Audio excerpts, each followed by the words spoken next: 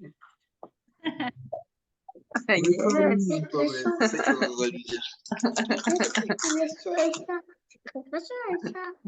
y a des choses qui changeront jamais dans ce monde.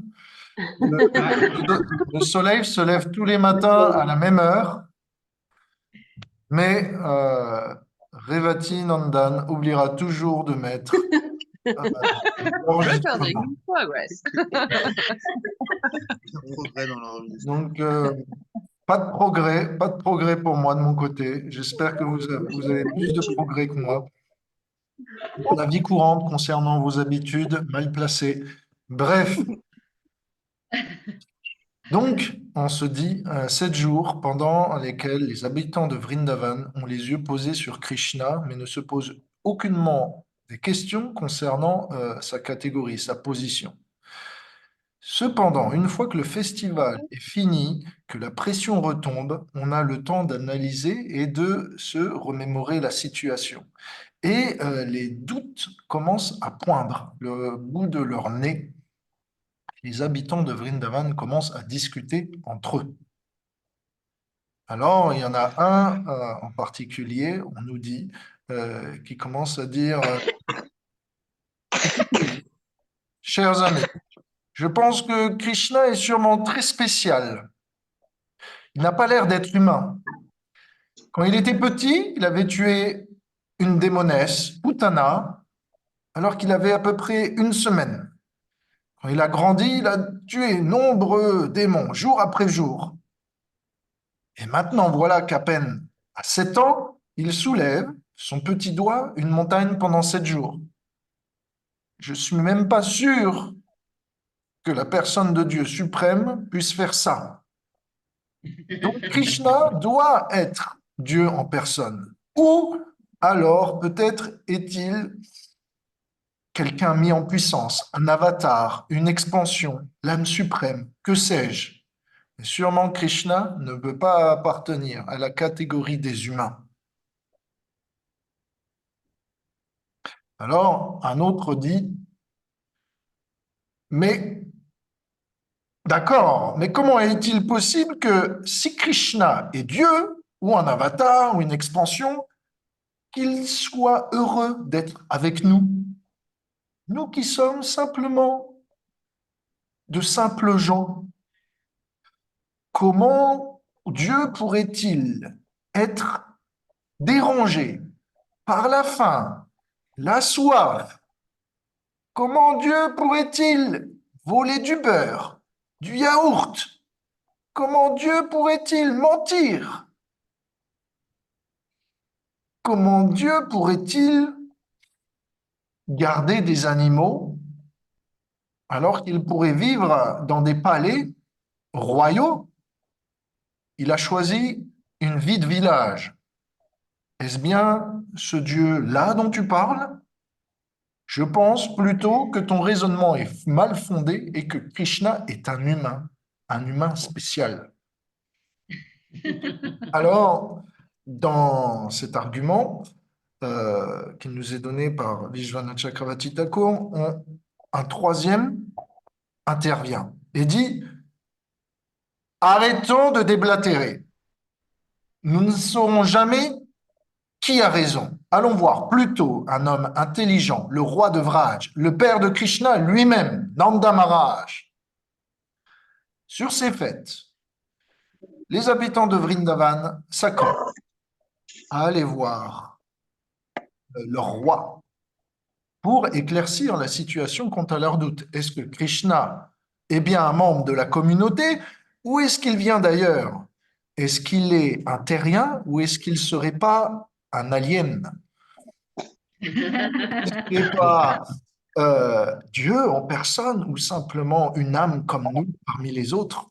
Tant de questions se posent. Alors, on nous dit, on commence ainsi. Abasourdi par les activités de Krishna et incapable de comprendre sa puissance. Ainsi, les habitants de Vrindavan approchèrent Nanda Maharaj.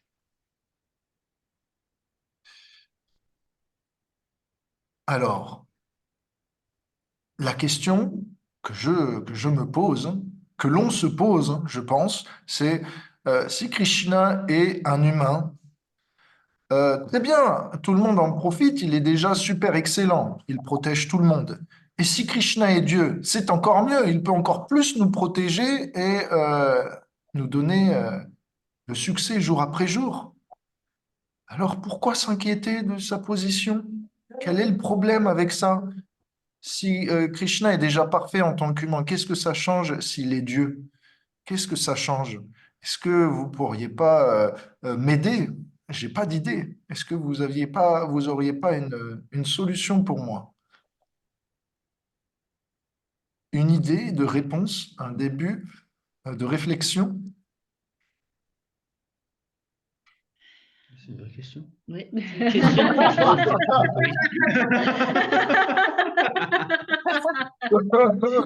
Pas eu trop de préchauffage, tu vois, les diesels ont un peu du mal là.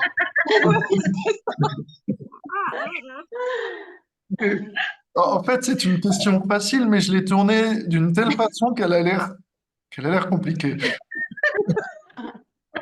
Dans la mesure où si Krishna est Dieu, du coup, il choisit de vivre l'expérience qu'il veut.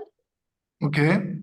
Et donc, s'il veut vivre humain, eh bien, il vit humain. S'il veut montrer toute sa puissance, il montre toute sa puissance. S'il veut montrer toute sa miséricorde, c'est lui qui choisit la façon dont il veut être.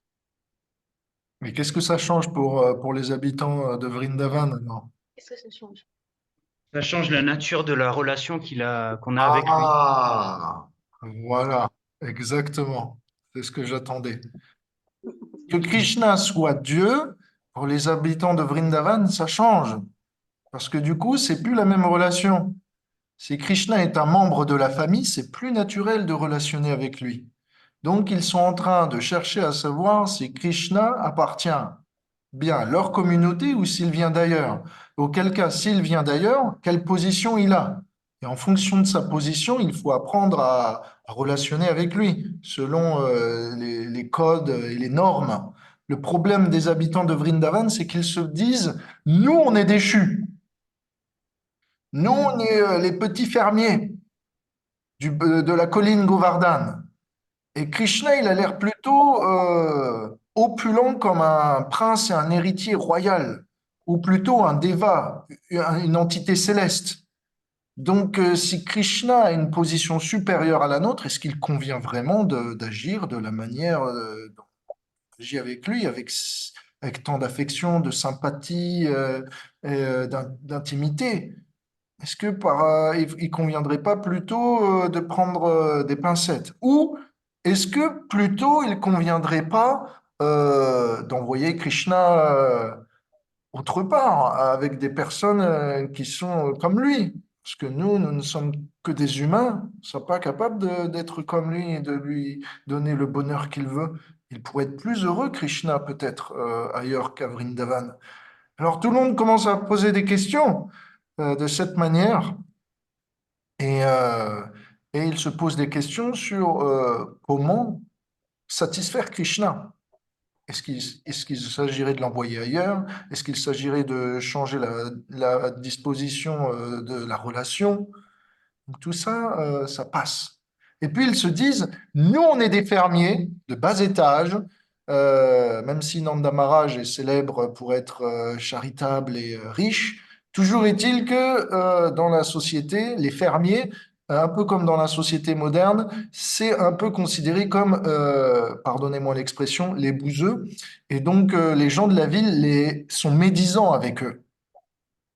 Et donc, pareil, 5000 ans avant, eh bien, c'était la même chose. Les fermiers étaient mal vus par les gens de la ville qui tournaient autour du roi.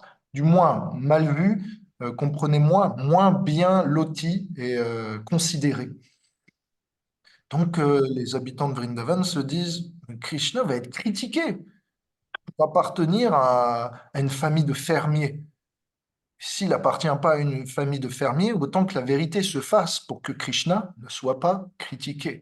Donc toujours, tout ça est fait dans la logique eh bien, de servir Krishna. Euh, Ce que je veux vous dire, c'est que comme Krishnaras le dit, c'est qu'ils s'inquiètent pour leur relation et pas pour leur sécurité. C'est pour ça que la question vous a un peu troublé parce que je l'ai tourné de sens que ça mettait en avant la sécurité et leurs besoins matériels. Mais en fait, non, ils en ont rien à faire. Que Krishna soit Dieu ou un de leurs membres, pour eux, sécurité, c'est pas la question. C'est plutôt l'amour et les échanges de bonheur qui sont en jeu. Ça, c'est plus important. Donc, ils ont besoin de Nanda Maharaj. Ce que je veux vous dire, c'est que Krishna cache toujours sa puissance par son humilité, par son attitude de service. Si bien qu'il apparaît encore plus magnifique, bien qu'il soit Dieu en personne. Et donc, de cette manière, Krishna attire tout le monde de par son attitude affectueuse. Il est si affectueux qu'il n'en paraît pas divin. Il en paraît humain. Il se met à notre place, il se met dans nos chaussures et il semble agir comme nous. Et donc, la leçon pour nous, c'est que nous, comme Krishna, ne devrions jamais faire étalage des opulences que l'on a reçues de lui ou des opulences que l'on a. Si on veut devenir aussi accessible et attractif. Et donc, si vous devez retenir quelque chose aujourd'hui, je dirais, en face du Seigneur, plutôt, plutôt cacher notre succès et montrer nos faiblesses pour donner plus de raisons à Krishna de continuer à nous donner sa miséricorde. En face de Krishna, mettre en avant ses faiblesses, cacher ses avantages, de sorte que Krishna trouve toujours une raison pour continuer à nous élever. Donc, voilà, petite leçon du jour. On continue. Donc, qu'est-ce que disent les pâtres à Nanda Maharaj? Depuis que ton fils accomplit des activités extraordinaires, nous nous posons la question, est-ce qu'il appartient bien, vraiment, à la catégorie des hommes? Et si oui, est-ce que être né parmi nous, les fermiers, ne risque pas de lui apporter de la critique, lui qui est si excellent? Donc, voilà la nature de la question des pâtres. Et petite remarque, regardez bien la façon dont les habitants de Vrindavan se considèrent. Bien qu'ils soient les plus élevés en termes d'amour et de proximité avec le Seigneur, ils se considèrent pour autant pas dignes d'être avec lui. De la même façon, nous, on devrait toujours considérer, quel que soit le dévouement que l'on a, que la relation que l'on a avec Krishna n'est pas méritée, mais donnée. De cette manière, si on avance dans notre relation avec Krishna sans considérer qu'on la mérite, mais qu'elle nous a été donnée gracieusement, on peut toujours grandir en amour, on peut toujours considérer Krishna avec gratitude, de la manière que les habitants de Vrindavan le font. Ok, ça va jusqu'ici? Oui. Commentaire ou quoi que ce soit? On avance? Ok. Donc, Krishna n'est pas là. Krishna, quand les personnes arrivent au palais de Nanda Maharaj pour discuter à propos de Krishna, Krishna n'est pas là. Il est parti à la forêt faire paître les vaches. Et donc, pendant leur absence, les pâtres peuvent discuter du cas de Krishna librement.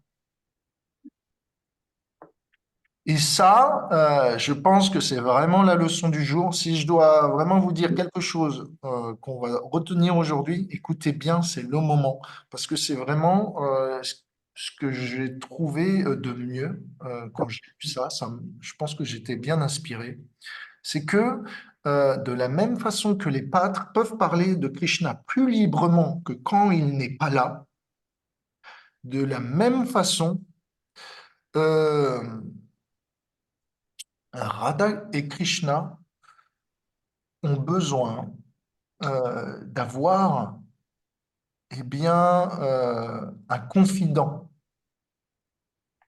pour pouvoir se confier lorsqu'ils sont séparés l'un de l'autre. Je m'explique. Écoutez bien. C'est plus facile de partager ces sentiments que l'on a pour une personne aimée à un confident euh, que de lui dire ce que l'on a sur le cœur de vraiment très profond directement. Parfois, peut-être, vous pouvez vous reconnaître là-dedans, vous avez des choses que vous êtes timide de dire à l'objet de quelqu'un que vous appréciez. Mais vous pouvez le dire à quelqu'un qui va pouvoir faire l'intermédiaire. Généralement, ça arrive surtout tout le temps dans les cours d'école. Est-ce que tu pourrais pas lui dire ça, ouais, etc. En particulier quand on a, nous, dans la société moderne, des petites amoureuses, etc., eh bien, ou un petit copain, eh bien, on n'ose pas aller le voir directement, alors on passe par quelqu'un. Est-ce que tu voudrais pas lui passer un message où on lui glisse un papier, etc., et puis le papier se passe de main en main, etc. J'ai fait ça quand j'étais petit. Et donc, du coup, je comprends la nature de ces échanges. Et de la même façon, Radha et Krishna ont tellement d'amour à porter que le poids de cet amour a besoin d'être partagé pour l'un et pour l'autre. Parfois, le poids de l'amour est si grand qu'il a besoin d'être porté à plusieurs. Et donc, euh, dans le cas de Radha Krishna, puisqu'ils ont parfois des choses qu'ils ne sont pas capables de se révéler à l'un et à l'autre, ils sont timides, ils passent par des confidents. Donc Radharani a ses confidentes, les gopis, et parmi ces gopis, Krishna aussi se confie à elles, de sorte qu'elle sert d'intermédiaire pour révéler ce que le couple divin n'ose pas se révéler. Et donc ça veut dire quoi? Euh, Ça veut dire qu'être serviteur du couple divin de Radha Krishna signifie recevoir leurs secrets les plus profonds avant même que eux le sachent. Je ne sais pas si vous imaginez euh, la, la bénédiction que c'est. Être serviteur du couple divin, ça veut dire porter leurs secrets envers l'un et envers l'autre avant qu'eux-mêmes reçoivent la nouvelle. On pourra peut-être ou pas comprendre la nouvelle, parce que parfois Radha et Krishna parlent en mots codés. Donc, il se peut qu'on passe à côté de la plaque. Mais cette chance nous est donnée. Et donc, la position de serviteur est parfois euh, plus importante que celle du maître. Ce qui ne peut pas passer directement par le maître passe indirectement par ses serviteurs. Et donc, de cette manière, eh bien, mes chers amis, tâchez de devenir le confident ou la confidente de Radha et Krishna pour que vous puissiez, eh bien, servir de réceptacle aux sentiments les plus profonds qu'ils ont. OK? Donc, voilà. La position de serviteur est merveilleuse. C'était surtout ça. C'était surtout pour dire ça. Par contre, Qu'est-ce qu'il se passe maintenant, on redescend d'un cran et on revient dans ce monde. Qu'est-ce qui se passe dans ce monde? C'est que plutôt que de passer des messages d'amour, quand quelqu'un n'est pas là, qu'est-ce qu'on fait quand quelqu'un n'est pas là? Ça critique. Parce que la nature de l'amour n'est pas la même. Dans le monde d'en haut, l'amour est pur. Dans ce monde d'en bas, l'amour est perverti. Et donc l'amour se manifeste à travers la jalousie, l'envie, ce genre de choses. Donc, donc la plupart des gens qui ne sont pas spiritualistes, qui n'ont pas fait un travail sur eux-mêmes, eh bien, quand ils voient des qualités chez autrui, ça leur rappelle leur faiblesse. Et donc, plutôt que d'apprécier ces qualités, eh bien, ils cherchent à les diminuer. Et donc, à cause de ça, parce que la plupart des gens, quand quelqu'un n'est pas là, ils se mettent sur son cas. Il y a des divorces, il y a de l'argent qui est dépensé dans les cours de justice, il y a des familles qui sont brisées, il y a des enfants à l'école qui sont stressés, il y a des gens qui prennent des anti-stress, etc. Les gens finissent isolés, veulent plus sortir, deviennent agoraphobes. Tout ça parce que on n'arrive pas à relationner et à s'apprécier entre nous.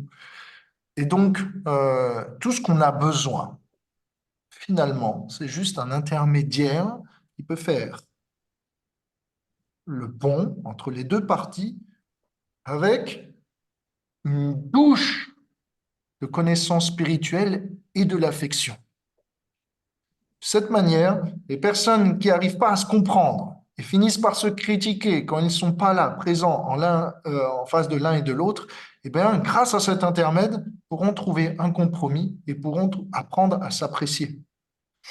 Mais pour ça, on a besoin de cultiver des notions de valeur, de vie spirituelle et d'apprendre à aimer purement.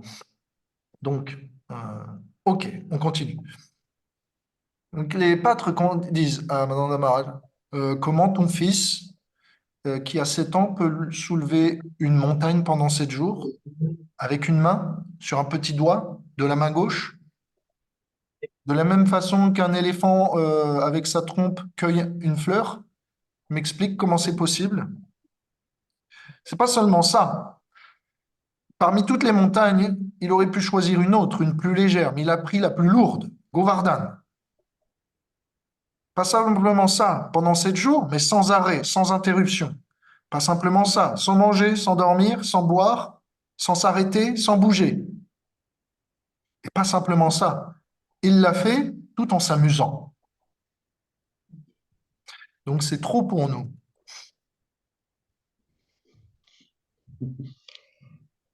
Les pâtres continuent et continuent à étaler leurs preuves et la raison de leur doute. À peine quand Krishna a commencé à ouvrir ses yeux, qu'il a bu le lait du sein de Putana, cette démon déguisée en habitant de Vrindavan, en pastourelle. Et finalement, il a aspiré tout son souffle vital, c'est bien qu'elle en est décédée. Krishna avait à peine 1 semaine quand il a fait ça. Alors, c'est jeune. Ensuite, quand il avait 3 mois, Krishna était placé, le jour de son anniversaire, sous un char. Et du bout de son pied, le char a explosé. Ce char qui faisait près de 20 mètres. Et il en est resté intact. À l'âge de 1 an, Krishna a été emporté par une tornade. Mais il en est revenu sain et sauf.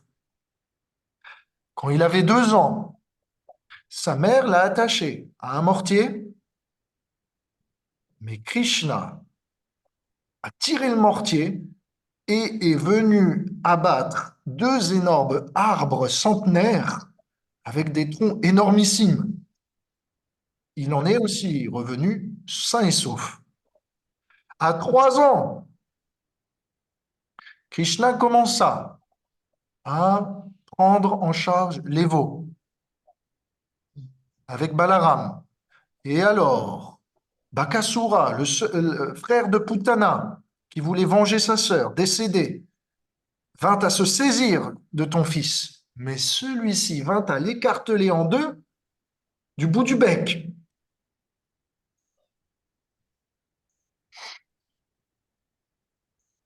Et là, il commence à dire dans le désordre, sous l'emprise de l'affection, il a aussi tué Vatsasura, celui qui s'était déguisé en veau.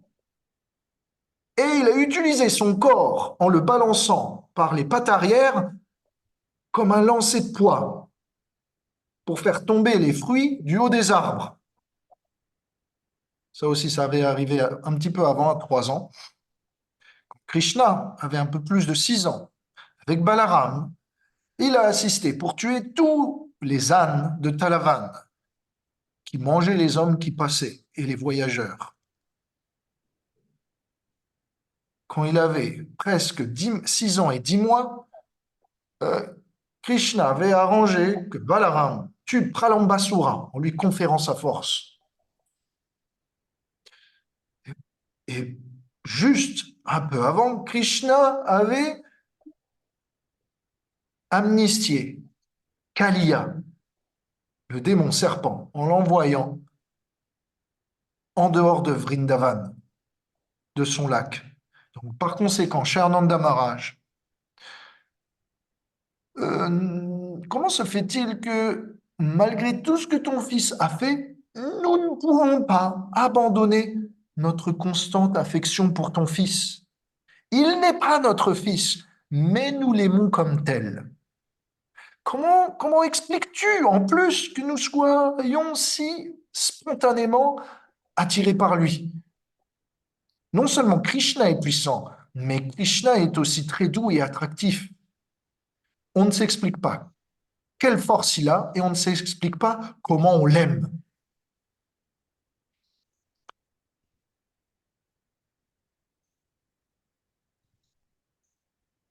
Donc, les habitants de Vrindavan ainsi parlent. Ils pensent en fait que, selon l'adage, nous n'aimons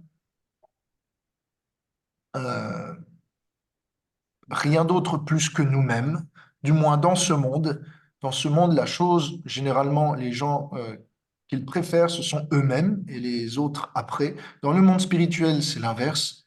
On aime tout le monde et ensuite on se place en dernier.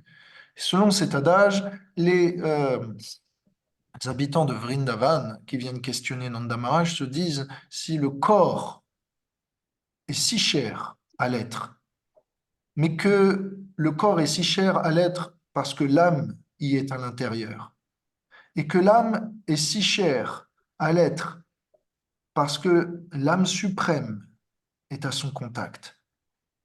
Par conséquent, si nous aimons Krishna plus que nous-mêmes, c'est sûrement qu'il est l'âme suprême à l'intérieur de notre âme qui est à l'intérieur de notre corps. C'est leur raisonnement. Donc ils se disent, voilà pourquoi on l'aime tant. C'est parce qu'il est la source de notre vie, qui est la source de notre corps. Euh, Petite question, ça c'est juste pour qu'on apprenne à mieux se connaître finalement, euh, même si on se connaît déjà.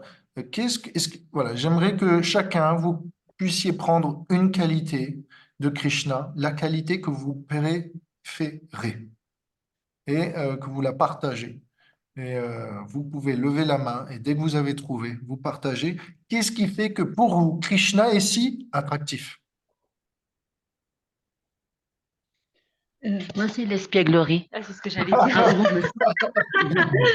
Son côté espiègle. Joueur. Euh, C'est charmant. Espiègle. Très intéressant. Oui. Ça Moi, j'ai pas devait... la vidéo, mais j'ai une idée. Oui, vas-y. Bonjour. J'aime beaucoup le fait qu'il soit tout et son contraire. Hmm. Ok. Paradoxe. Capable de tout Ouais, réconcilier à la fois. ouais. Hmm. intéressant. Merci beaucoup. Tout est son contraire, espiègle. D'autres idées? Moi, Les oui, ce serait plutôt sa miséricorde. Ça me fait compassion fondre. alors. Il y en a Pardon? deux qui disaient. Compassion, Ouais, bah, oui, compassion, miséricorde, va jouer la même. ok, son aspect miséricordieux. Miséricordieux. Oui, pareil, tout pareil que les autres. J'ai pas Moi, entendu. je dirais son écoute, sa disponibilité. Ok, accessibilité alors. Exactement. Ok, personne n'est disqualifié, tout le monde peut. Enfant, J'ai une idée, mais c'est pas vraiment une qualité vas-y. adjectif. Oui, C'est vas-y. en fait, moi, c'est mon type de relation avec Krishna, c'est que c'est mon meilleur ami. Donc Donc, ça englobe un peu. fraternel, Ouais, fraternel. Ok, ça englobe un peu plein de choses, mais c'est ce qui fait que j'arrive pas à me détacher de lui, quoi. hmm. Donc, est-ce que d'autres personnes veulent partager leur cœur? Merci Krishnaras. Sa compréhension, Ok. Alors, dans quel sens? Plutôt intelligence ou plutôt compréhension des autres, de leurs relations, de leur cœur, de leurs émotions? des autres, Ok. des cœurs. Hmm. Donc, ça, son habilité à nous comprendre. Ok. Oui, à nous comprendre, voilà. Merci beaucoup, Julie. Ok. Est-ce que une dernière personne veut se lancer? Une dernière, une dernière pour moi, c'est que il nous donne l'impression qu'on est spécial, qu'on Ok. est unique. Oh, il vous Ça, valorise. alors qu'on est si Oui. nombreux, on est tous uniques et spécial pour lui, quoi. Ça, c'est Ouais. incroyable. Ouais. Pas mal du tout. Merci beaucoup. Chitra, vas-y.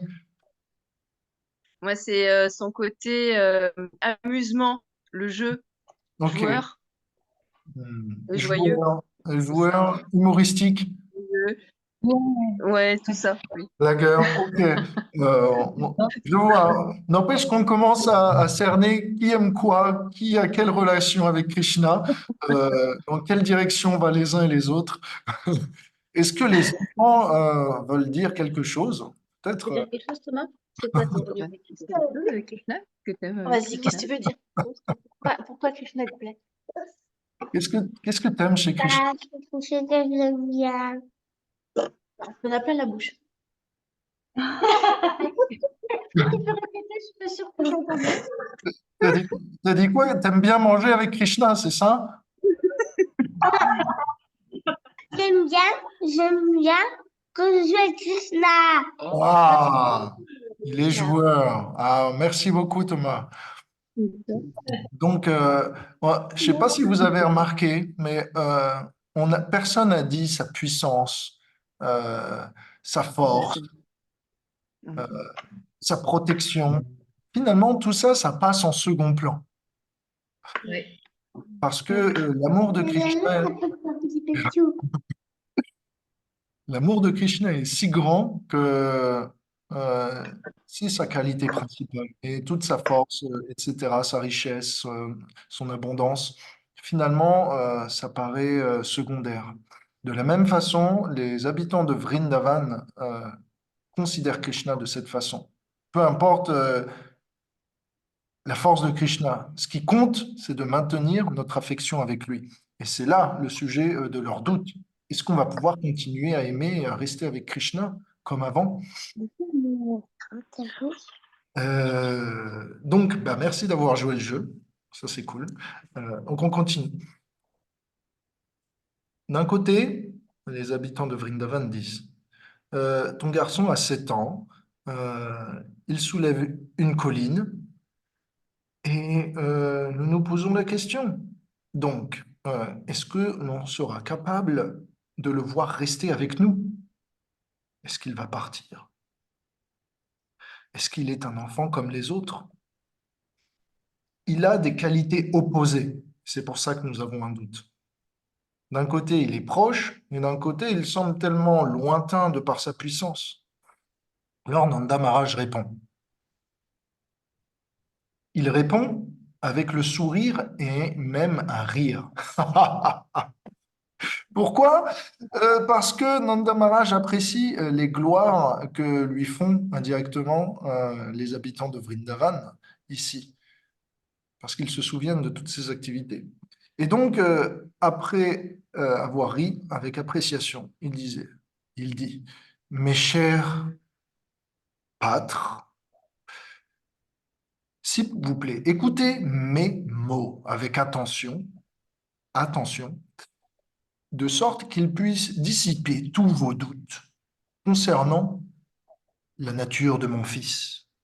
Il y a quelque temps, Gargamuni, mon prêtre, m'avait parlé du futur de ce garçon. C'est quelque chose qu'on avait entendu et c'est quelque chose que eh bien, Nanda Maharaj va répéter. Alors, on va y aller assez rapidement à travers ça.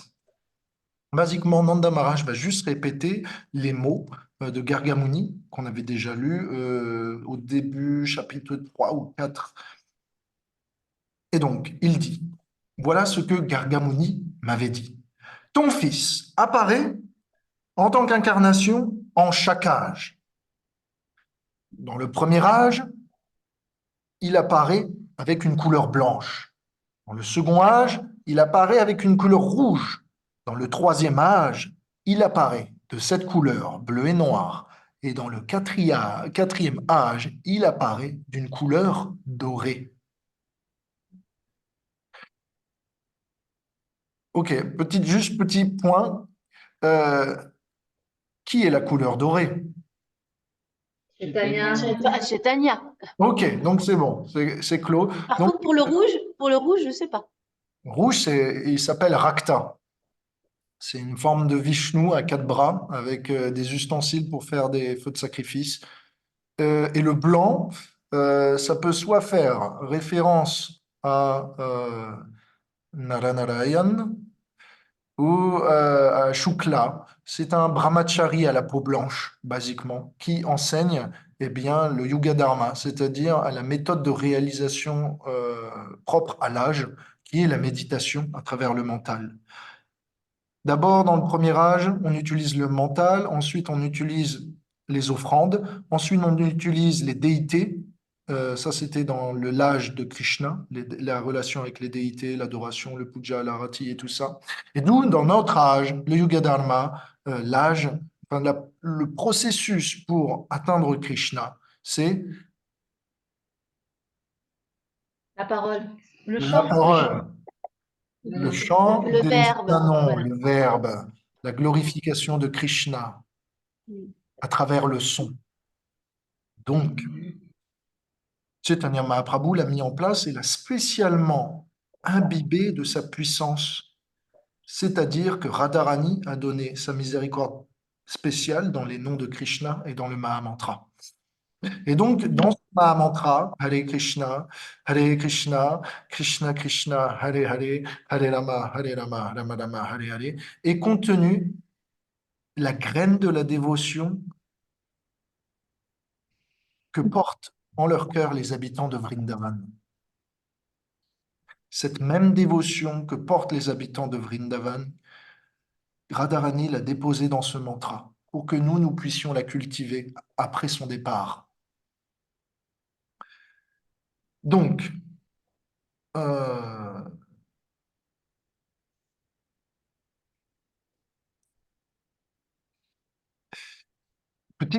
oui, aussi petite parenthèse, c'est que ces mots, les habitants de Vrindavan, ils sont déjà au courant. Ils sont déjà au courant de ce que Gargamuni a dit, puisque je vous rappelle, mais auparavant, souvent je vous disais, les habitants de Vrindavan se disent, oh Krishna, c'est simplement un devata, oh Krishna est simplement mis en pouvoir par les brahmanas. Nanda Maharaj pense que c'est la bénédiction de ces austérités des brahmanas qui protègent son fils, et c'est pour ça qu'il est spécial. Donc ils sont au courant. Ils sont au courant. Mais pourquoi alors demandent-ils encore? La raison, c'est qu'ils ont besoin, comme nous, d'être répétés et encore les mêmes choses pour que finalement le doute se dissipe.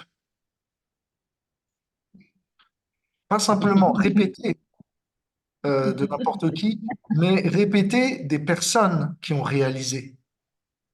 Parce que quand une information est lue ou entendue, elle a un poids, un impact.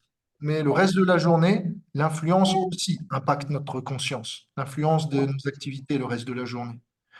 Maintenant, quand les choses sont répétées, ça laisse une trace plus profonde dans le conscient, l'inconscient. Et maintenant, quand les choses sont répétées et entendues d'une personne qui a réalisé ce qu'elle dit, et donc ça veut dire qu'elle agit comme elle parle, et donc ça veut dire que son verbe est chargé d'une intensité spirituelle, d'un amour pour Krishna, ça veut dire que sa vibration va porter sa conscience et venir l'insuffler dans notre cœur. Quand on parle de Krishna, quand on parle de sujets spirituels, pas simplement, ou même quand on parle en général, pas simplement on véhicule du son, mais on véhicule du son qui a été procédé par le mental et l'intelligence avant d'être ressorti. Du moins, j'espère. Sinon, ça c'est pour les gens qui fonctionnent correctement. Mais ça veut dire quoi? Ça veut dire que comme le son a été procédé par notre corps subtil, notre intelligence, notre ego, et pour les spiritualistes par notre âme, et donc ils sont chargés pas simplement de son, mais d'une dimension éthérique, et plus, pour les spiritualistes, ésotérique. Ça veut dire quoi? Ça veut dire que quand quelqu'un parle, il véhicule une partie de sa conscience. Et cette conscience entre en interaction avec la nôtre. Il a été prouvé par les scientifiques que lorsque des gens euh, aux États-Unis n'arrivaient pas à abattre les arbres millénaires, euh, cèdres rouges ou quelque chose comme ça, ces cèdres avaient 10 mètres de diamètre. Donc impossible de couper à la tronçonneuse ou à la scie.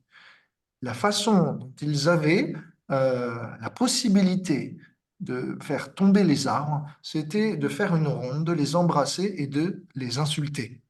Et en insultant les arbres, bien qu'ils aient vécu des millénaires, ces arbres-là s'arrêtaient de vivre et pouvaient eh bien, commencer à bouger et perdaient leurs feuilles et commencer à vieillir.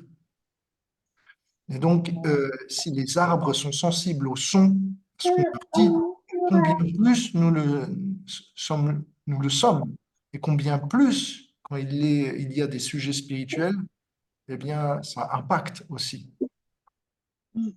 Donc, je dis ça pour vous faire comprendre que comme les habitants de Vrindavan ont besoin d'entendre de Nanda Maharaj encore pour être confirmés, pour avoir leur foi renforcée sur la nature de la position de Krishna et de leur relation, nous aussi, on a besoin régulièrement de voir notre foi insufflée par ceux qui en ont une plus grande que nous. Comme ça, ils insufflent leur conviction et leur foi dans notre cœur.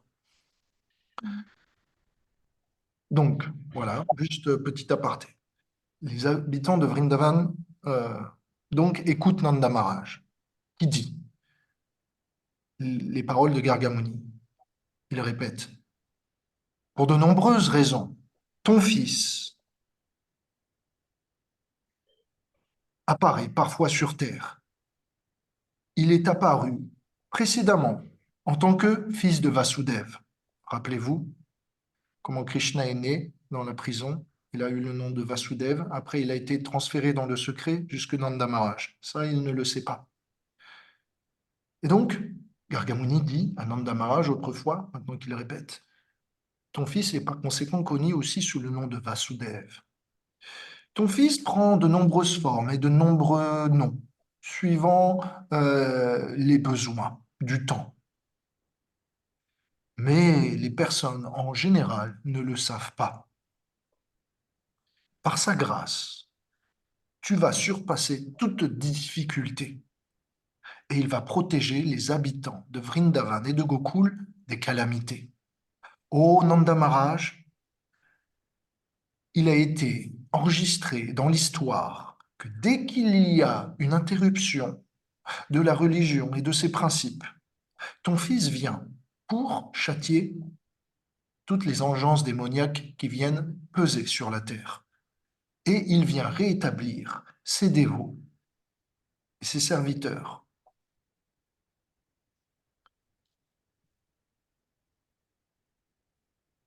Celui qui est en compagnie de Krishna ne peut pas être défait et ne peut pas être vaincu. Par conséquent, cher Nanda Maharaj, ce garçon est aussi bon que le Seigneur Tout-Puissant, Narayan. Il est aussi grand que lui, et tu ne devrais pas être abasourdi, surpris de ses surprenantes activités.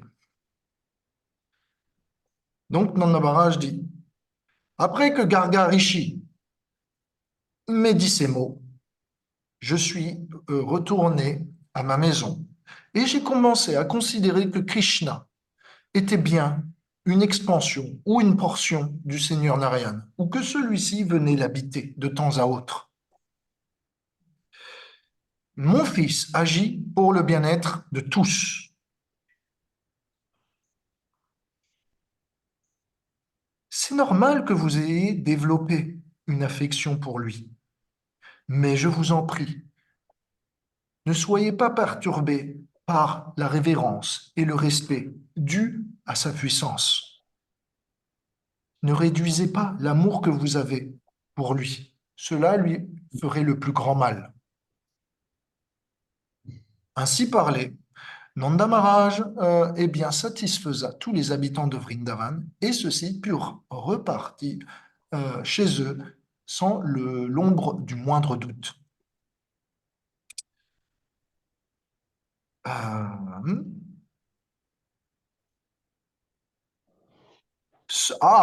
J'ai oublié, juste avant de partir, Krishna revint de sa journée au crépuscule. Et alors, les habitants de Vrindavan, parmi certains d'entre eux, leur doute totalement détruit, mais toujours curieux d'entendre de la bouche de Krishna la vérité, eh bien viennent l'approcher et lui demander, Krishna, s'il te plaît, explique-nous la nature de ta puissance. Est-ce que tu ne serais pas un Deva, un Gandharva, un ange céleste? Est-ce que tu ne serais pas autre chose qu'un humain? Peut-être es-tu même le Dieu Tout-Puissant. Explique-nous comment tu fais tout ça. Krishna répond, mes chers amis, ô vous qui êtes des pâtres, si je suis glorieux ou une modeste personne, qu'est-ce que cela peut faire? Je vous donne mon affection en tant qu'ami. Ne la refusez pas. Je suis né comme ça. Je suis né parmi vous et je sens que j'appartiens à votre famille. Et donc, même si je suis l'objet de vos félicitations et que j'ai la puissance d'un Dieu, soyez miséricordieux avec moi et continuez de me considérer comme un des vôtres.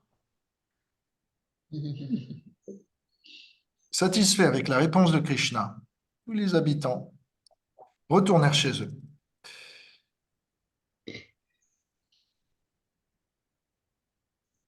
Maintenant, on passe au chapitre 27. Donc aujourd'hui, là, je viens de finir le chapitre 26, Bas. Et j'espère on va pouvoir finir ce chapitre aujourd'hui. Et le chapitre, maintenant, ce second chapitre va, introniser qu'est-ce qui s'est passé après le festival de Govardhan. Quelque temps plus tard, Krishna, étant attiré par ce lieu, a retourné à Govardhan pour voir aussi si la montagne n'avait pas été frappée en quelque sorte par la tempête de Indra ou ses alentours. Et puis, il vint aussi se prélasser près de Govardhan, puisque c'est une place magnifique. Pendant ce temps, on nous dit, Indra contemple le suicide. Il est retourné chez lui. Il n'a plus de désir de vivre, d'être avec sa femme, Sachi, ni même d'apprécier les opulences qui sont celles du roi des cieux. On ne le voit même pas au palais. Il reste toujours enfermé. Son maître spirituel vient le voir, Brihaspati, le maître spirituel des demi-dieux. Le Gopal Champu continue. Brihaspati commence à châtier son disciple en lui disant « Ô Indra, ce que tu l'as fait parce que tu n'as aucun amour pour Krishna et tu n'as pas continué à l'adorer. De la même façon qu'un arbre ne peut pas vivre sans lumière, les êtres que nous sommes ne peuvent pas vivre sans Krishna. Ton offense est tellement grande que je n'ai aucune idée comment tu vas pouvoir l'absoudre. Par conséquent, n'attends aucune aide de ma part.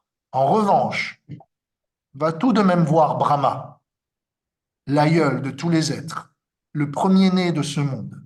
Peut-être aura-t-il, intelligent qu'il est, une solution pour toi, pour te racheter. »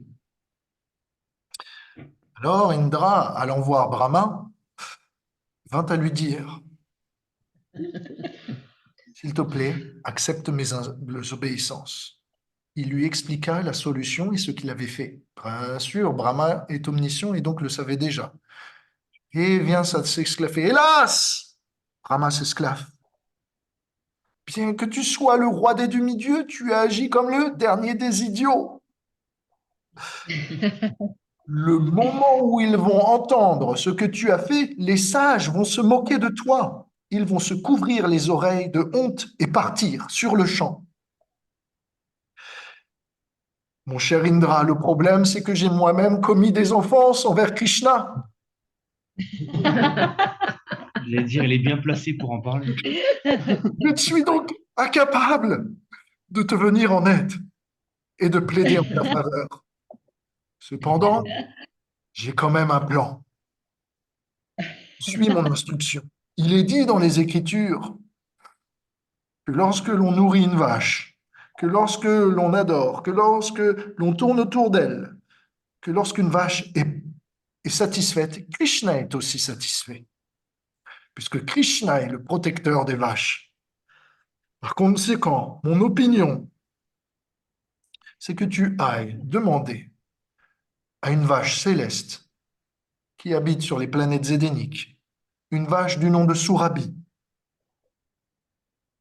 que tu viennes plaider pour qu'elle puisse t'aider et que tu la satisfasses. De cette manière, elle viendra avec toi sur Terre pour demander pardon à Krishna. Si tu ne le fais pas, bientôt, ayant perdu ta puissance et ta renommée, les démons prendront le dessus et viendront saccager ton palais. Tu n'as d'autre choix que de le faire. Alors, Brahma et Indra partent ainsi, retrouver Surabhi. Indra s'exécute, lui montre ses respects, et Brahma ordonne à Surabhi. Brahma étant le chef de toutes les entités de ce monde, tout le monde lui obéit. Et il aide Indra. Ô Surabhi, tu es très cher au Seigneur. Et c'est lui-même qui protège toutes les vaches. Par conséquent, je t'en prie, va retrouver Krishna, qui est un océan de compassion, et aide Indra à se faire pardonner ses offenses. Réquisitionne que Krishna puisse être baigné par ton lait et les demi-dieux, qu'un festival soit fait en signe et en gage de paix et de trêve. Installe Krishna comme le roi des vaches, comme le Indra des vaches. Et surtout, décrit comment Indra se sent négligé, honteux et peureux. Comment il se repent sincèrement et convainc ainsi Krishna de cette manière de le pardonner. Donc ça, c'était l'intro du chapitre. Parce que dans le Bhagavatam, ou je ne sais pas si dans le livre de Krishna, je me souviens plus, c'est mentionné, tout ça, mais je vous donne l'intro, le contexte. Alors, on nous dit, le Bhagavatam commence. Après que Krishna ait levé la colline Govardhan et protégé ses habitants, Surabhi, la mère de toutes les vaches, vint de sa planète, sur les planètes édéniques, jusqu'à lui, accompagné d'Indra. Donc, d'autres écritures, le Harivamsha, nous dit que Surabhi, avant que Indra ne vienne voir Krishna, lui ordonna: viens seul et sans être sur ton éléphant. Viens dans une attitude humble et offre tes obéissances à Krishna pour que je puisse plaider en ta faveur. De cette manière, Indra vint à suivre peureusement derrière Surabhi, qui, elle, était joyeuse. Alors, une fois arrivés, Indra et Surabhi vinrent à trouver Krishna qui gambadait proche de Govardhan, sur sa base. Ils voyaient dans le ciel Garuda qui, de par ses ailes, suivait la marche de Krishna et couvrait de son ombre eh bien, les rayons du soleil pour que Krishna ne soit pas trop gêné. Donc, si vous voulez, Garuda fait office de cerf-volant et de parapluie, d'ombrelle. Donc ça, c'est le rôle de Garuda. Donc c'est un beau service qu'il offre. Donc, Surabhi parle la première, comme ordonné par Brahma. Ô cher Seigneur, tu es le tilak sur la tête de la capitale de Nanda Maharaj. Même si des centaines de Indra viennent à être furieux contre toi, toujours tu protégeras ses habitants et les vaches que nous sommes. Hé, Krishna Chandra, toi la lune de Vrindavan, regarde qui se tient derrière moi. Regardant le sol de toute honte, il se repent. Cette personne-là est ton serviteur, Indra, qui t'a offensé. Dans son mental, il n'arrête pas de se flageller et s'en veut profondément. Il souhaite véritablement que tu le pardonnes. Mais il a peur de venir vers toi. Je plaide donc pour lui. S'il te plaît, autorise-le à venir te voir et à t'offrir ses hommages et à demander pardon. Indra était en effet très honteux et peureux aussi. Il ne savait pas quelle était la réaction de Krishna. Alors, quand Indra vint s'approcher de Krishna, il s'étendit de tout son long et enleva sa couronne. On nous dit que Krishna, compassionné comme il est, vint à prendre Indra et à le lever en lui parlant affectueusement. Il dit: Mon Seigneur, s'il te plaît, n'agis pas ainsi de cette manière envers quelqu'un qui t'est inférieur. C'est toi qui es le refuge des sages et des êtres de l'univers. Nous sommes protégés par toi. Krishna continue: Tu es le roi des êtres célestes. Et je vois que par tes obéissances, tu manifestes une dévotion sans pareille pour moi. Tu es donc venu pour me montrer ta compassion. J'ai sûrement dû commettre une offense à tes pieds, Arisolotus, pour avoir arrêté l'adoration qui t'était due. Veuille bien me pardonner. Ne m'en veux pas, je t'en prie. Donc, vous voyez un peu la version. Krishna est censé normalement être furieux et Indra offrir ses obéissances. Mais Krishna offre ses obéissances.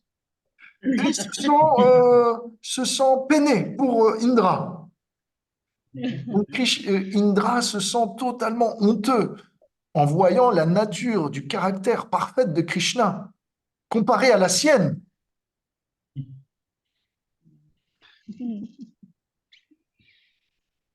Et donc, je précise, tout cela se fait en privé.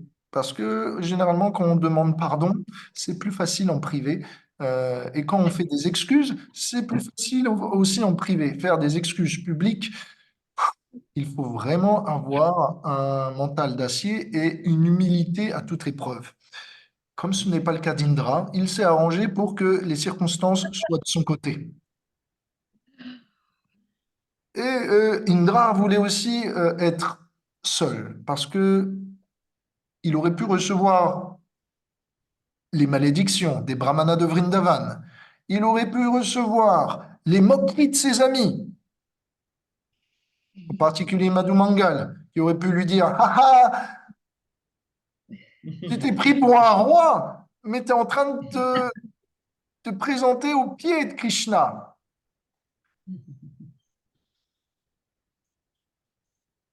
Donc, pour toutes ces raisons, Indra est venu au moment où Krishna était seul. Et donc, se tenant les mains jointes, il adresse à Krishna les paroles suivantes. Donc là, on va entendre les prières de Indra. Est-ce que vous êtes prêts? Ce sont basiquement des prières de repentance, mais il y a des leçons que je vais extraire pour vous parce qu'il y a des choses qui sont importantes pour nous. Donc, Indra dit, ta forme est spirituelle, elle est au-delà de ce monde, elle n'est pas influencée par la matière. Elle n'est pas changeante comme la nôtre. Elle est dépourvue de passion et d'ignorance.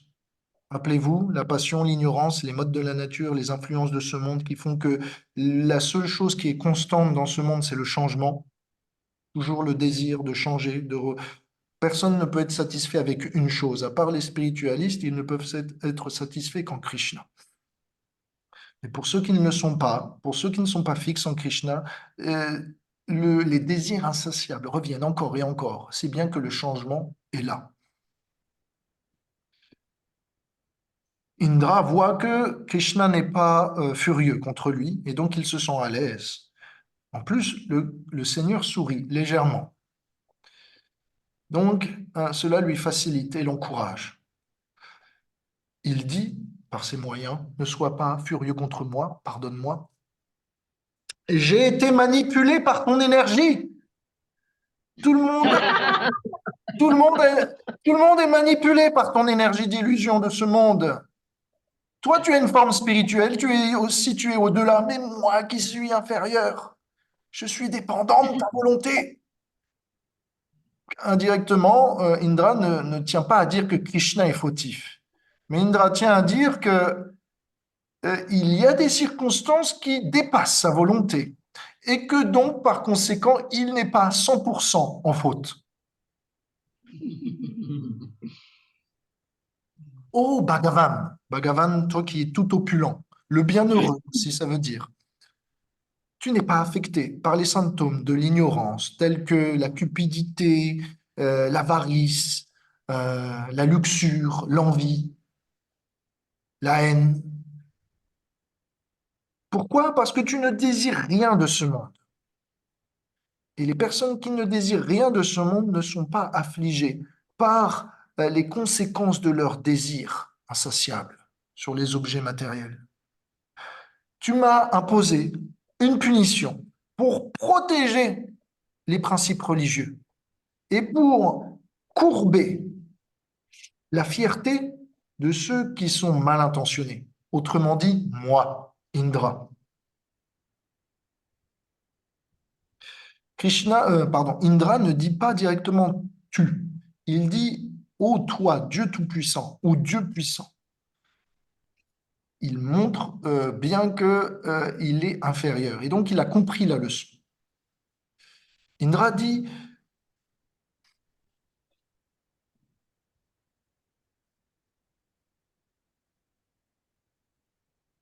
si tu as arrêté mon adoration, c'était simplement pour montrer que l'adoration des deux milieux est secondaire à l'adoration de Dieu. Et comme tu es Dieu, eh bien, tu étais parfaitement dans ton droit et je suis en tort. Petite question. Est-ce que la colère peut être engagée dans une relation d'amour pur?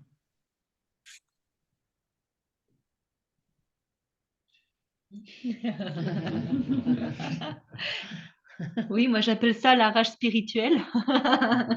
Ok, tu as un point. En fait, tu as raison. Merci beaucoup. Est-ce que tu pourrais expliquer à nous, aux autres gens, pourquoi? Comment? Je sais pas, c'est plus fort que soi. C'est comme si ton cœur est tellement engagé et que ça te fait monter cette vibration d'amour tellement intense que tu as une sorte de rage de, de presque même défendre Krishna alors qu'il n'a pas besoin d'être défendu. Magnifique. C'est exactement ce que j'attendais. Merci beaucoup. Le point que tu dis, c'est que la colère spirituelle est au bénéfice de Krishna, a pour objet Krishna. La colère matérielle a pour objet la frustration de notre satisfaction. Donc, il y a un monde entre les deux. D'un côté, les gens de ce monde sont capricieux et colériques. Pourquoi? Parce qu'ils sont identifiés au corps et ils se pensent le maître de leur corps. Et donc, comme ils ne peuvent pas tout contrôler, ils sont frustrés contre ceux qui les empêchent de contrôler. Et donc, chacun est un petit contrôleur qui fait face à un autre. Le problème, c'est que dans notre société moderne, on nous a enlevé ce bâton de la punition. Ce qui fait que nos enfants deviennent de plus en plus capricieux parce qu'on voit la colère comme quelque chose de négatif. On comprend, du moins la plupart des personnes ont cette a priori que la colère n'appartient pas chez les âmes saintes. Non, les âmes saintes peuvent utiliser la colère si elle est nécessaire pour Krishna, pour défendre ses valeurs. Donc merci Lalita euh, pour avoir bien intuité. J'ai une question, Revati. Vas-y. Est-ce que on peut avoir une colère avec pour objet Krishna? C'est le cas de Kamsa. Mhm. Kamsa pense à chaque moment, du matin jusqu'au soir. Même pendant qu'il dort, il rêve de Krishna. Il en suit la nuit. Il en suit la nuit.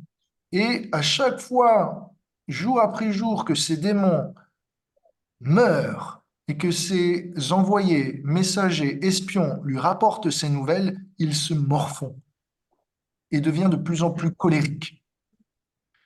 Donc, il nous est dit dans le Bhagavatam qu'au Pyagamat Bhayat Kamso, que notre cher Kamsa, euh, par la peur, euh,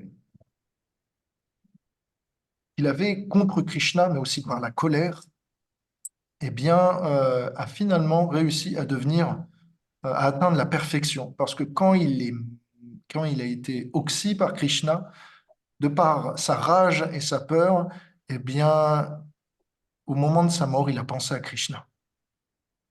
Donc, Ouais. donc le problème, c'est que qu'est-ce qui différencie Kamsa des veaux, c'est-à-dire des spiritualistes sincères, c'est que les intentions de Kamsa sont pas favorables pour Krishna. Même s'il pense à Krishna constamment, c'est pas favorable pour lui. Alors que nous avons si une colère spirituelle, elle est saine, elle est favorable pour Krishna.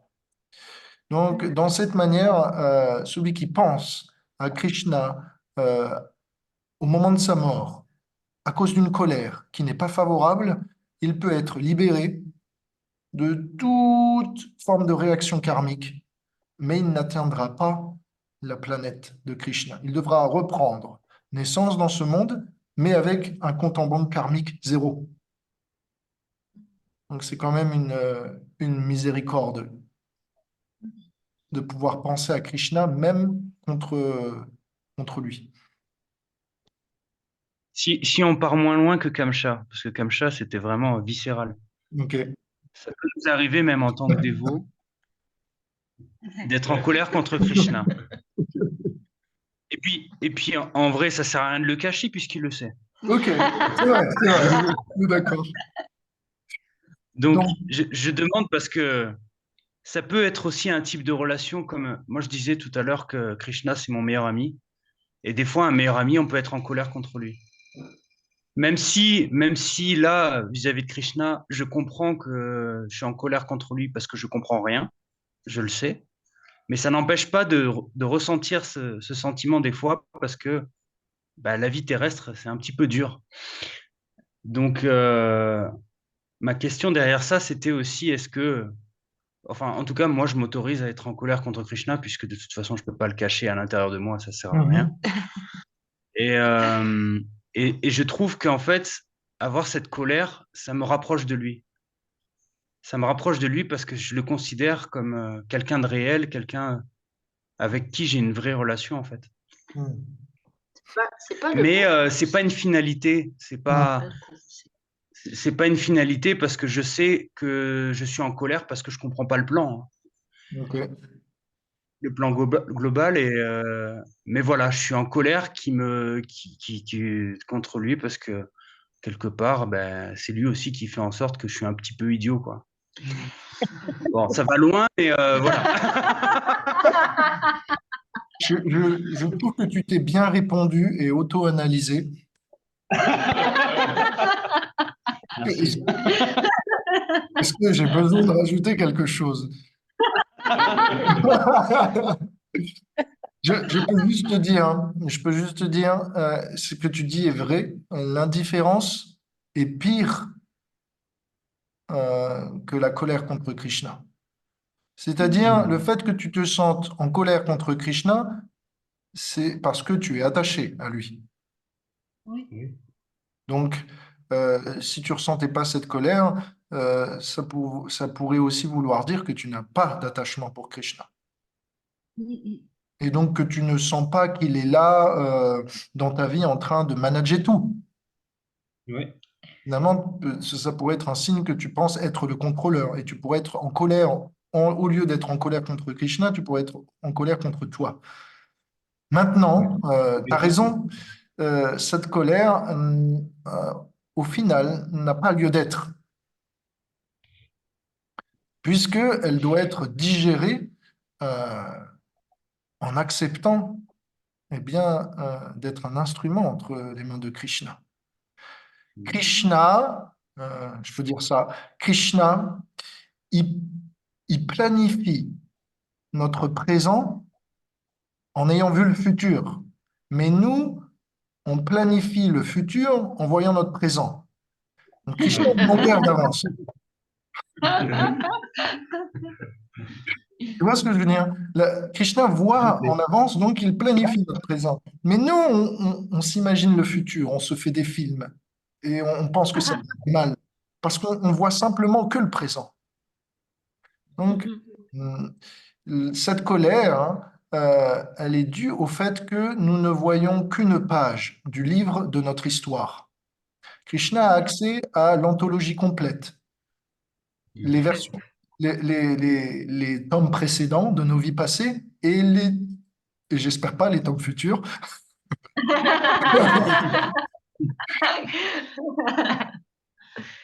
Donc, nous sommes eh bien, perdus avec notre petite lanterne. Et Krishna a une vision complète de l'histoire. Et donc, peut-être que, tu vois, c'est comme quand tu fais un zoom. Quand tu fais un zoom sur une image, et par exemple, tu vois sur l'image quelqu'un qui étrangle une personne. Tu te dis, oh, c'est mauvais. Si tu prends un peu Mhm. de recul, tu vois qu'en fait, ils sont sur une pièce de théâtre. Ah, bah c'est moins mauvais. Oui, Ensuite. De la même manière, notre vision est réduite et on ne voit pas l'ensemble de l'image. oui. Donc, cette colère a besoin d'être digérée avec l'acceptation que Krishna agit pour notre bien en toute situation. Elle est digérée par la foi. Voilà. OK, ça va? Ouais. Ah ouais, Tu très m'en bien. veux pas? Ah non, non, pas du tout. De toute façon, je m'empêche pas d'être en colère contre lui, mais voilà. Mais, Non, mais en fait, je dis ça aussi pour rebondir par rapport à ce qu'on vient de, ce que tu viens de ce qu'on vient de lire, que Krishna ne veut pas être considéré que comme Dieu, mais aussi comme membre de la famille ou quand. Et moi, mes enfants, par exemple, je suis en colère contre eux, ça veut dire ça veut pas dire que je les aime pas, mais ça m'arrive et puis j'accepte et puis. Ouais, Krishna, c'est pareil, même si la différence, c'est que j'ai conscience qu'il contrôle tout et qu'il sait tout. Mais peut-être que derrière, je lui en veux de ne pas me glisser quelques confidences pour moins souffrir. Peut-être. Voilà. Peut-être le fond, c'est ça, en fait. J'adore. Merci Chris, merci Rudra. Parfait. Je pense qu'il y en a d'autres. tu sais, pour 99% des gens de ce monde, y compris les dévots, Krishna nous apprend à marcher sur nos deux pieds, avec lui seul. Ça veut dire quoi? Ça veut dire que on a besoin d'être nourri. Quand on est jeune, on a besoin d'être supporté par notre mère, après notre sœur, après notre femme, après nos enfants, nos petits-enfants, la société, le travail, notre patron. On a besoin d'être complimenté, d'être valorisé. Mais ce que Krishna nous demande, c'est que l'on puisse marcher sur nos deux jambes, la tête haute, qu'importe le manque d'appréciation, qu'importe l'indifférence des gens autour, à partir du moment où on reçoit son appréciation. Et le- le- la difficulté, c'est de percevoir son appréciation lorsque c'est une punition ou une correction. Ouais. Ouais. Euh, voilà. Merci. Merci. Merci beaucoup. Je pense que c'était instructif pour tout le monde, donc c'est bien. Merci d'être honnête et sincère. Euh, je pense que tu es brave. Merci. Donc, de la même façon que on révèle son mental ici entre nous, eh bien, Indra est en train de révéler son mental à Krishna et à lui expliquer comment il se sent embarrassé de ce qu'il a fait. Et donc, Indra continue de la même façon. Père, tu es mon père, tu es le maître spirituel de l'univers entier, tu es le contrôleur suprême, et tu as enlevé toute forme de fierté dans laquelle je présumais.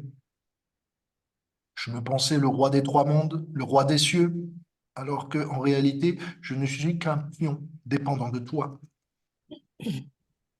Pourquoi m'as-tu puni? Tu m'as puni. Comment m'as-tu puni? Tu m'as puni comme un père punirait son fils, comme un maître spirituel punirait son disciple, comme un...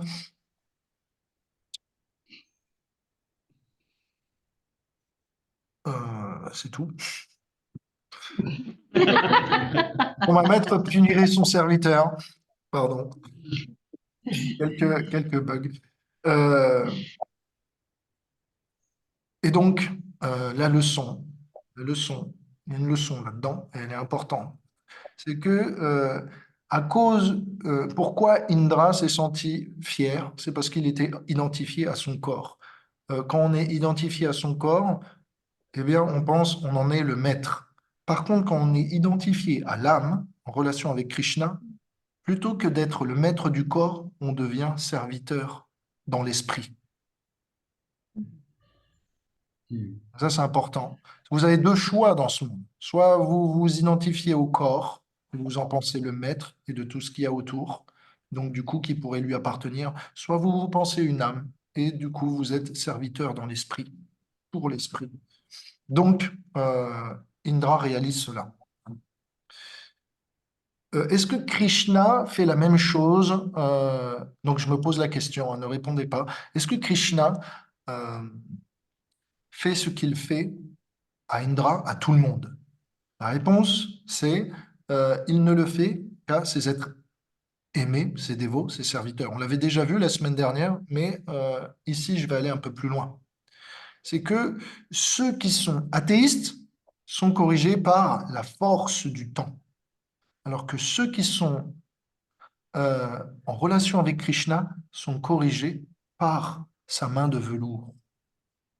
Donc, soit vous avez le bâton du temps, soit vous avez eh bien, une main de fer dans un gant de velours. Mais, si je peux dire ça, je vais vous prendre un exemple. Pourquoi Indra a reçu une bénédiction et pourquoi ceux qui sont pas châtiés par Krishna sont dans une situation qui est pire? Si vous n'êtes pas corrigé par Krishna avant le moment de la mort, qu'est-ce qu'il se passe? Prenons le stéréotype de l'homme du commun qui croit pas en Krishna et qui reçoit pas sa miséricorde. Premièrement, plus le temps avance, plus il est difficile de jouir de ses sens parce que ses sens commencent à amoindrir leur fonction. Donc, plus, je veux dire, est-ce qu'il y a des enfants qui sont là? Non. Donc, plus ne sont retenir qu'au sexe devient difficile. Et donc, plus il y a une forme de frustration. Donc, celui qui mène un parcours le plus pénible possible. Et je vais prendre quelque chose que vous avez vu autour de nous, de vous. Premièrement, il voit ses parents, avec le temps qui passe, partir avant lui. C'est ce qui arrive en général. J'espère que ça ne nous arrivera pas. Donc, il est humble parce qu'il n'a pas pu aider ses parents et les accompagner au moment de la mort. Il n'avait pas de réponse. Si quelqu'un ne croit pas en Krishna, en Dieu, qu'est-ce qu'il peut apporter comme satisfaction et comme allègement de la souffrance?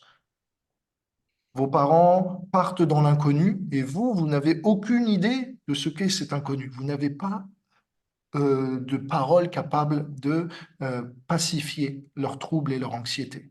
Donc ça déjà, ça pose, euh, ça pose la fierté à un niveau en dessous.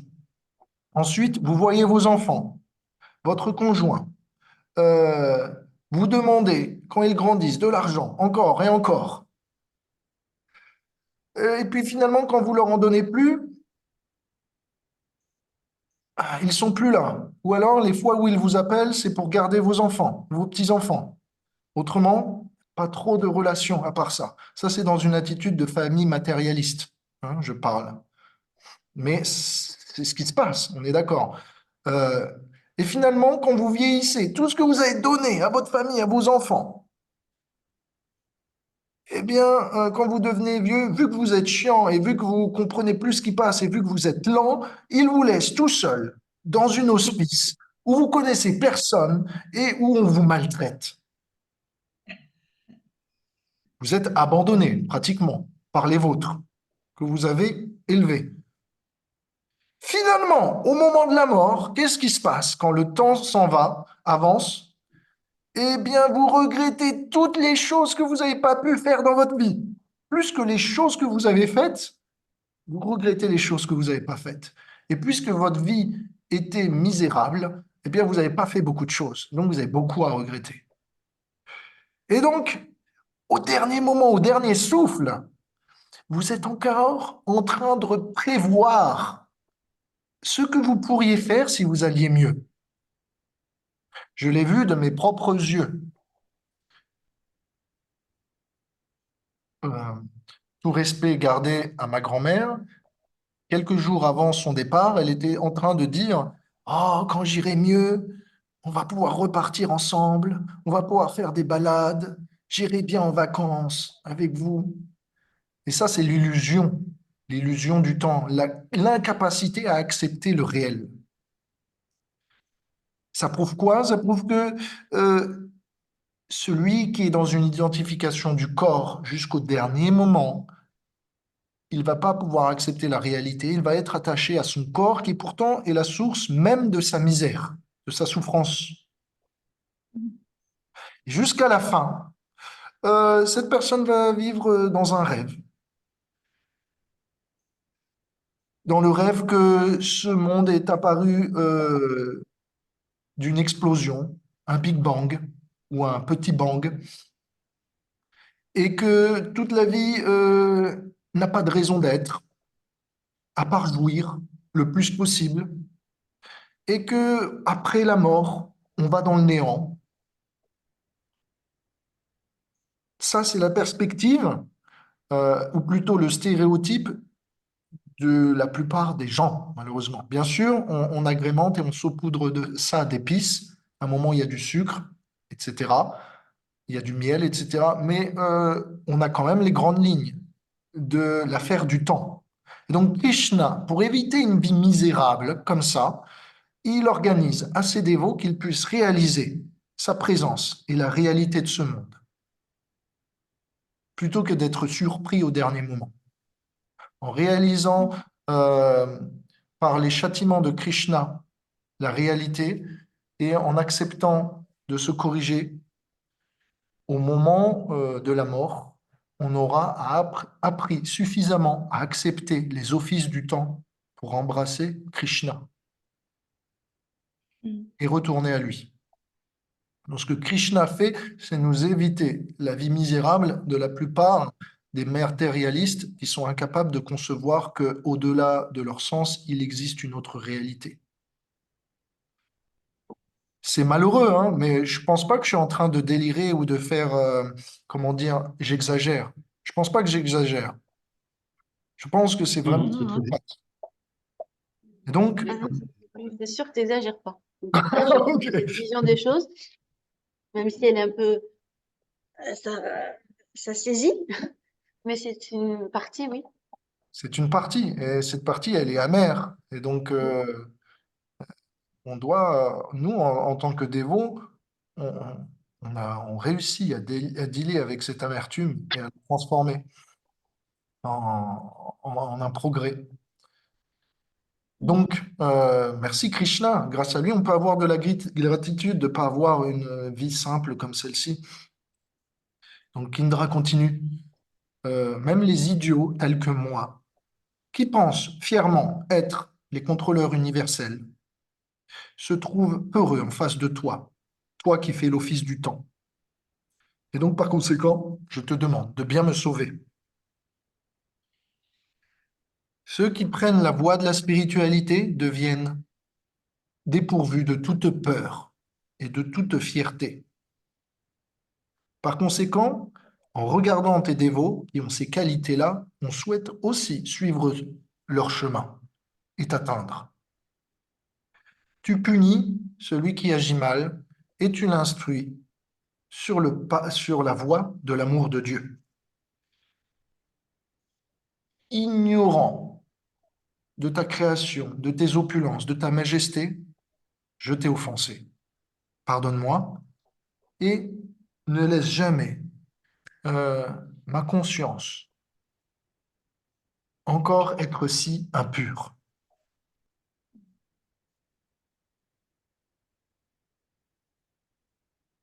Indra dit, je suis comme un animal. Le moment où mon maître a stoppé de me battre pour me corriger, je refais la même faute. S'il te plaît, corrige ces tendances qui sont en moi. Je suis si insignifiant que tu peux bien donner à un être comme moi un petit peu de ta merci, de ta miséricorde. Je ne t'offenserai plus jamais. On nous dit que Indra fait pas cette prière excellemment avec un cœur pur et sincère. Quel est l'indice qui nous permet de voir ça? C'est que bien qu'il soit soumis, il est surtout soumis parce qu'il souhaite se sauver et non pas aimer. Si vous remarquez les prières d'Indra, il cherche plus à se faire pardonner qu'à trouver un élan d'amour. Et donc, il y a une leçon, c'est que on ne devrait pas simplement se repentir pour être excusé, mais on devrait pas simplement même se repentir pour s'améliorer, mais on devrait se repentir pour aimer. Sans amour, il n'y a pas de changement. Pourquoi? Parce que l'amour est ce qui va nourrir le changement, ce qui va nous donner la force de changer. Et donc, quand je suis en face d'une personne et que je lui dis j'ai fauté, je ne recommencerai plus, je te le promets, ces mots n'ont de poids que si vous aimez affectueusement la personne que vous avez gênée. Si vous n'avez pas d'amour pour cette personne, vous la négligerez tôt ou tard de nouveau, de la même façon. Donc, de la même façon, ce qui nous lie avec les autres est ce qu'il nous lie avec Krishna. Si on veut pouvoir bien se comporter avec lui et on veut pouvoir arrêter nos habitudes qui nous empêchent d'être intimes avec lui, on doit travailler, non pas sur la repentance, c'est une chose, non pas sur le changement, c'est une chose, mais sur l'amour. Et ça va entraîner tout le reste. Et ça, c'est là l'erreur d'Indra. Et vous allez voir, Indra, dans le futur, dans le livre de Krishna, va refaire la même erreur. Il va provoquer Krishna et se battre avec lui. Et pourquoi il va faire ça? Parce qu'il n'a pas demandé à Krishna la bonne chose. Ce qu'il aurait dû demander à Krishna, c'est « Donne-moi l'amour qui me fera toujours t'apprécier tel que tu es, toujours me souvenir de toi. » Et de cette manière, mes désirs étant spirituels et n'ayant plus de relation avec ce monde, je n'aurai aucune chance de me considérer comme le maître de mon cœur, de mon corps et des objets alentours. Donc ça, c'est là l'erreur. On doit apprendre à prier pour les bonnes choses. On peut prier pour notre protection, on peut prier pour notre purification, mais tout cela n'aura pas autant d'effet que si l'on prie pour notre dévotion.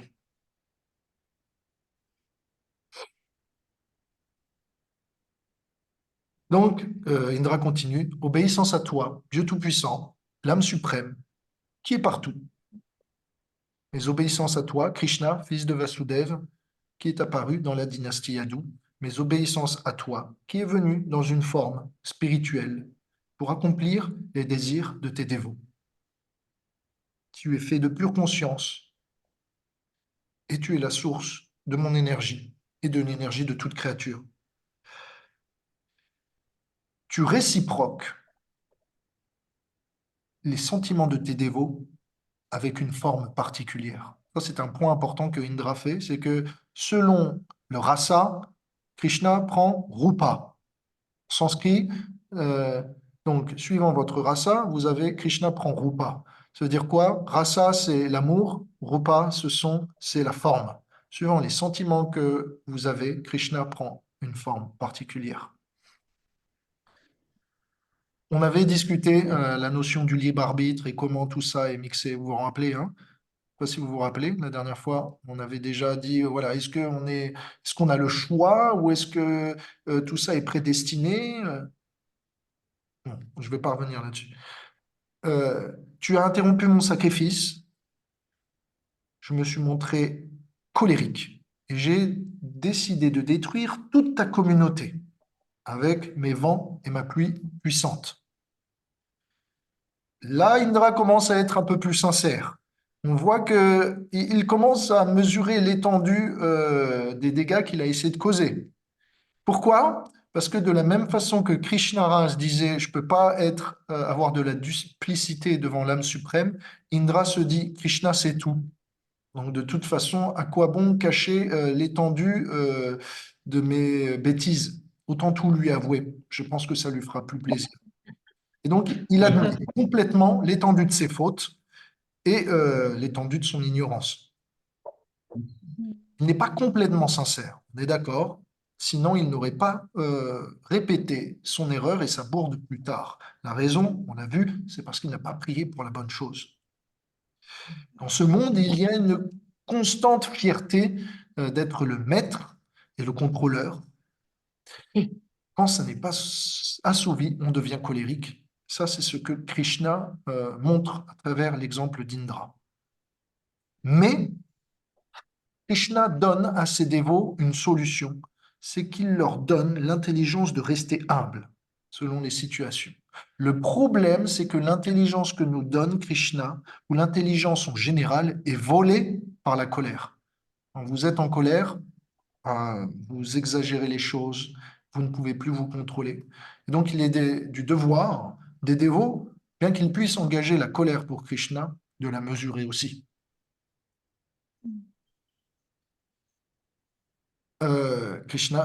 Indra continue. Ô Seigneur,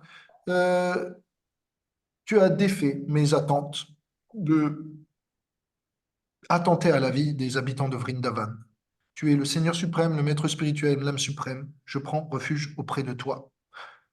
En disant tu es le Seigneur suprême, il veut dire tu es celui qui contrôle tout. En disant tu es le Maître spirituel, tu es celui qui peut m'instruire. Et en disant tu es l'âme suprême, Indra dit tu es aussi celui qui réside dans mon cœur, me comprend et est capable de m'aimer. Par conséquent, je prends refuge auprès de toi. Le problème, c'est que je prends refuge auprès de toi, Indra dit, pour ma sécurité, non pas vraiment pour m'abandonner. La leçon, c'est que si Krishna pardonne Indra si facilement, lui qui a tué, qui a essayé d'attenter à la vie, non pas simplement de lui, mais de tous ses habitants, alors combien devrions-nous avoir l'espoir d'être rachetés à chaque instant par Krishna, à partir du moment où on est sincère?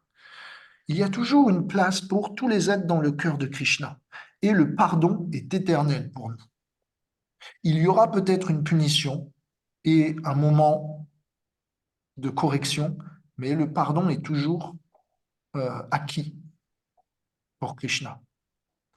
Donc, suivant les serviteurs tâchant d'être comme suivre l'exemple du maître, tâchons aussi d'avoir toujours une place pour le pardon, quelles que soient les difficultés. C'est ce que nous montrent en tout cas les saints.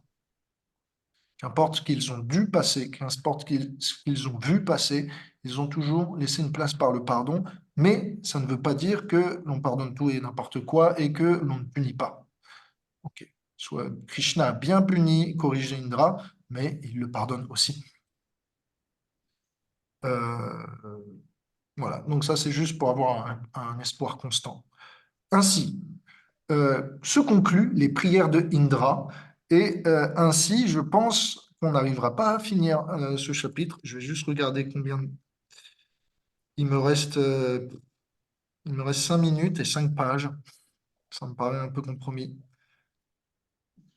À moins que vous me laissiez 10 minutes de plus. Qu'est-ce que vous dites? Oui? Ok. Oui. Ok. Bon. Bon, allez, 10 minutes de plus. Ok. Emballer, c'est peser. C'est plus facile pour moi d'arriver avec un début de chapitre qu'en plein cours. C'est pas la même chose. Donc, Krishna répond. Krishna répond avec une voix résonnante comme le tonnerre gronde. Il est un enfant, mais il a une voix puissante. Il est un enfant, mais il a une voix grave. Il sourit et il est magnanime. Krishna dit, mon cher Indra, c'est par ta miséricorde, c'est de par ma miséricorde que j'ai arrêté le sacrifice qui t'était destiné. Parce que tu étais pleinement intoxiqué de tes opulences en tant que roi des cieux. Et donc, j'ai voulu simplement que tu te souviennes de moi de nouveau. Indra a révélé son mental, Krishna fait de même maintenant. Un homme aveuglé par ses opulences ne peut pas me voir, ni m'atteindre. Parce que je désire le bien-être de tous, une telle personne je le tire de sa position pour l'abaisser avec le bâton de la punition.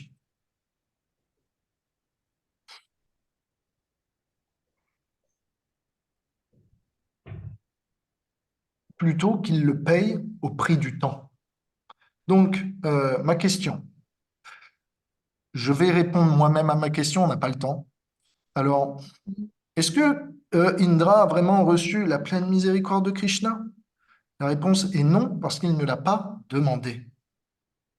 Donc, encore une fois, il faut avoir une idée précise de notre but et demander.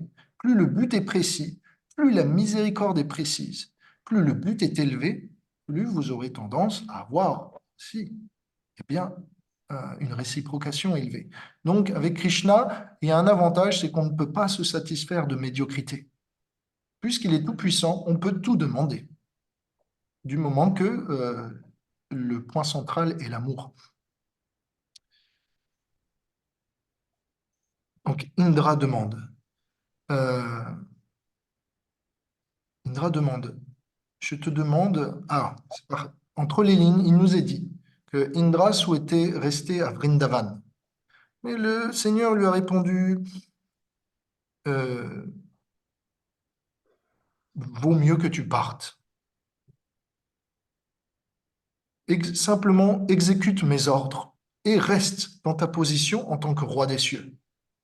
Toi et les autres demi-dieux qui ont aussi attenté à la vie des miens, rappelez-vous, Vayu, le vent, était là, et d'autres demi-dieux ont assisté à Indra durant ce cataclysme. Soyez sobres et jamais ne redevenez fiers.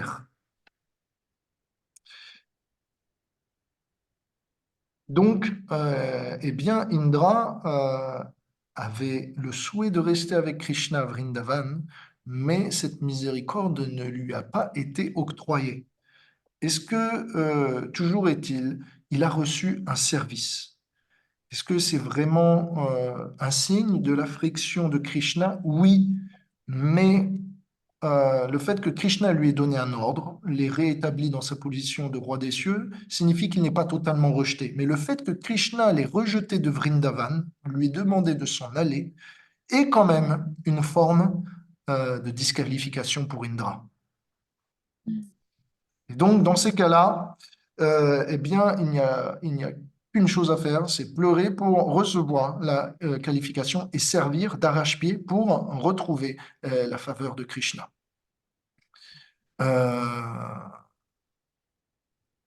Donc, une petite leçon, c'est qu'on doit agir selon notre niveau d'avancement. Indra voulait renoncer à Vrindavan. Non, non, c'est pas possible. Tu as encore trop de désirs matériels.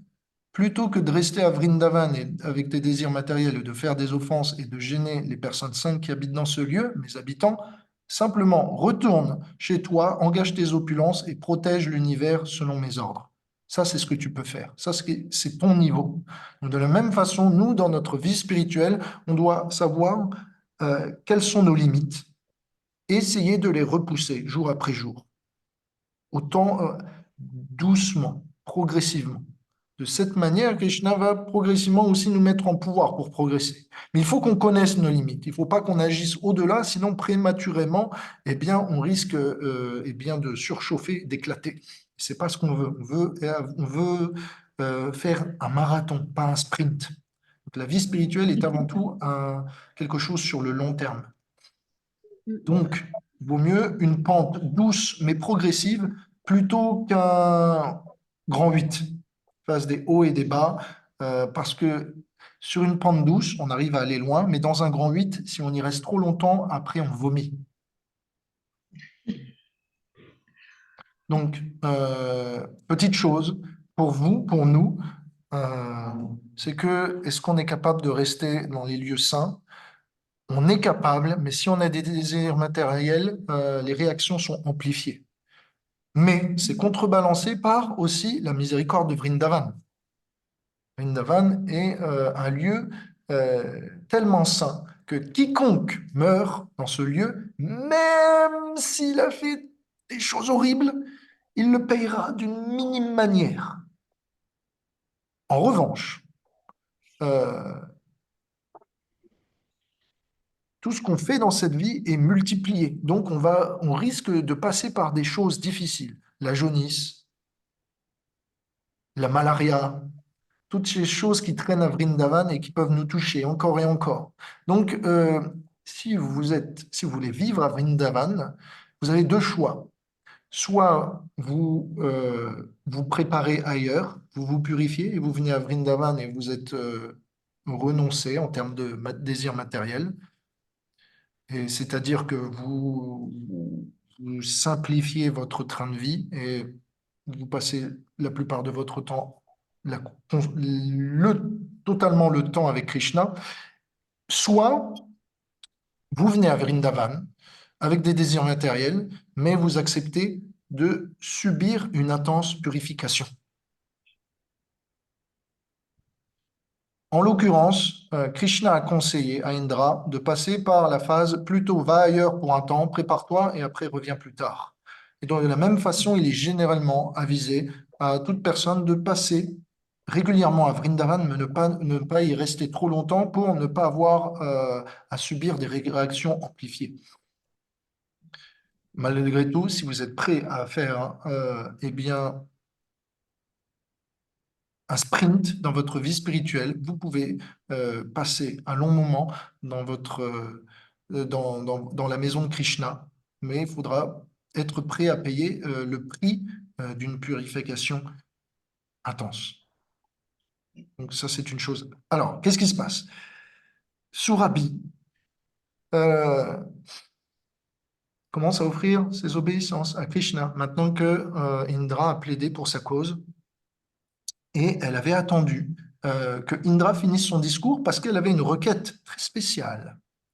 Elle pensait que Indra était un grand offenseur, et donc si Krishna venait à le pardonner et à accéder à sa requête, eh bien Surabhi aurait toutes les chances eh bien, de voir sa requête spéciale être assouvie. Et donc, de son museau, Surabhi approche Krishna comme ça, et Krishna lui dit, Mère, quel est donc le motif de ta venue? Mère Surabhi répond, Krishna, Krishna, toi qui es le plus grand des mystiques, ô toi l'âme de toute vie, par ta grâce, tu es le maître de nous, les vaches. Tu es notre déité. Tu es très gentil envers les vaches, les brahmanas, les demi-dieux. S'il te plaît, deviens notre Indra, deviens notre roi. Le Brahma, notre Seigneur, notre Père, eh bien, nous a ordonné de venir te baigner. Te baigner en particulier avec mon lait. Et donc, je souhaite organiser une cérémonie en ta faveur de couronnement en tant que roi des rois, et en particulier roi des vaches. Surabhi continue. S'il te plaît,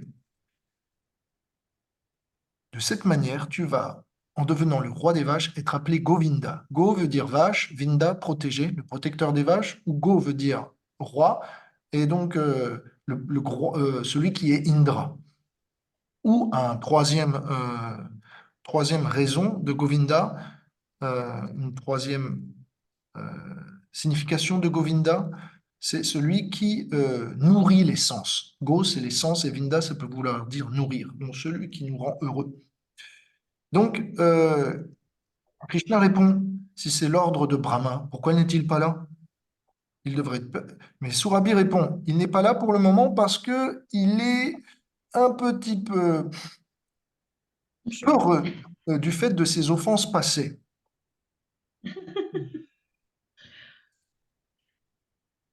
Elle continue. Ô Govinda, s'il te plaît, n'accepte pas l'abhishek pour toi-même, puisque de toute façon, qu'est-ce que cela peut te faire qu'une vache t'adore? Tu es adoré par Brahma, Shiva, les plus grands. Plutôt, considère que cela est fait pour notre bien et notre purification, pour le bien de l'univers entier. Alors, 5 minutes, et on a fini. Alors, eh bien, on raconte maintenant l'épisode de l'abhishek. Mère Sourabi prépare, avec l'aide de Brahma en tête, tous les objets qui vont être nécessaires pour le bain de Krishna avec son lait. Tout ça va se passer à Govindakund. Permettez-moi de vous en faire la géolocalisation immédiate, si vous voulez bien. Donc, une seconde. Govindakund, c'est ici. Bienvenue à Govardhan, à Govindakund. Et c'est là où eh bien, Indra, Surabhi et tous les demi-dieux vont venir se retrouver pour baigner Krishna. Si vous voulez, ce pardon de Indra va donner lieu à un festival pour les demi-dieux. Ça va être le festival et le moment pour tous les devas qui n'ont pas eu accès à Krishna tant que ça, de se retrouver en intimité avec lui et de montrer leur dévotion. Alors, Aditi va venir, la mère des demi-dieux, la mère de Indra en particulier, Gayatri, la mère de Brahma, et toutes les déesses des eaux, Ganga Devi, Parvati, la femme de Shiva, tous viennent. Et Shiva, Brahma viennent se joindre, etc. Finalement, tout le gratin des personnalités de cet univers est réuni. Et ensemble, ils viennent baigner. Chacun offre des objets particuliers qu'ils apprécient. Varuna offre son parasol, Brahma offre des choses. Qui va faire office de bain? C'est l'éléphant Airavata, la monture de Indra, qui va prendre avec sa trompe l'eau du Gange, qui a été ramenée par les serviteurs de Indra et de Brahma, et qui va asperger avec sa trompe Krishna. Donc, Surabhi va venir verser le lait et Airavata va venir nettoyer avec sa trompe. Donc, c'est un abhishek en bonne et due forme. Il va y avoir du prasadam qui va être distribué. Il va y avoir un arati fait par le Seigneur Shiva. Le Seigneur Shiva va même donner une flûte qu'il a fait spécialement, comment on dit, charpentée, non, menuisée. Aidez-moi. Sculpté, voilà, qu'il a spécialement sculpté. Et Krishna va utiliser cette flûte le soir même pour faire un appel au don. Un appel au don de quoi? Du cœur de ces demoiselles.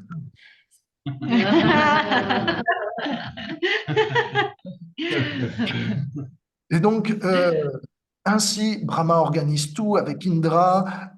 Indra est poussé par Mère Aditi, parce que Indra a peur quand même.